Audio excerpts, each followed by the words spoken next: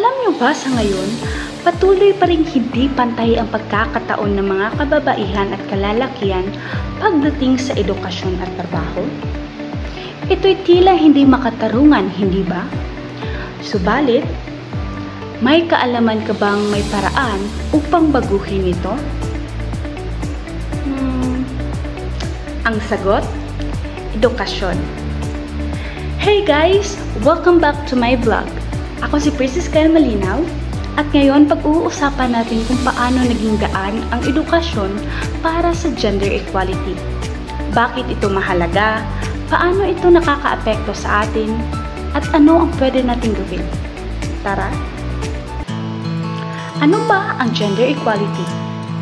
Sa kabuuan, ang gender equality ay nangangahulugan ng patas na karapatan at pagkakataon para sa lahat ng babae, lalaki, LGBTQ o anuman ang iyong kasarian. Walang mas mataas at walang mas mababa. Bawat isa ay may pagkakataon na matagumpay. Bakit malaking factor ng edukasyon dito? Una, nagbibigay ng kaalaman at awareness. Sa pamamagitan ng tamang edukasyon, mas nauunawaan natin ang konsepto ng equality. Ito ay hindi lamang simpleng dapat pantay-pantay, kundi bakit at paano natin ito maisa sa katuparan. Pangalawa, nasisira ang lumang paniniwala o stereotypes.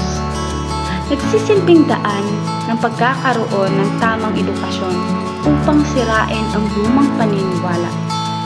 Noon, itinuturing na pangbahay lamang ang mga babae at tagataguyod ng pamilya ang mga kalalakihan. Ngunit ngayon, masasabi nating may mga babaeng engineer, piloto, at mga kalalakihang guro, nurse, o stay-at-home dads. Ang edukasyon ang pangunahing dahilan kung bakit mas maayos natin natatanggap ang mga pagbabagong ito. Pang-apat, nagbubukas ng mas maraming oportunidad. Sa mas malawak na kaalaman at mas nagbubukas ang pintuan sa iba't ibang larangan para sa lahat. Magandang isipin kung lahat ng mga bata, babae man o lalaki, ay may akses sa kalidad na edukasyon. Ito ang pagbunsod ng mas maraming professional, entrepreneur at leader sa iba't ibang sektor. Pang-lima, pagtuturo rin ang edukasyon ng respeto at pagtanggap sa iba. Sa paaralan, natutunan natin ang magmahal at rumispeto sa iba't ibang kasarian, paniniwala at kultura. Ito ay isang mahalagang hakbang tungo sa isang lipunan na mas pantay.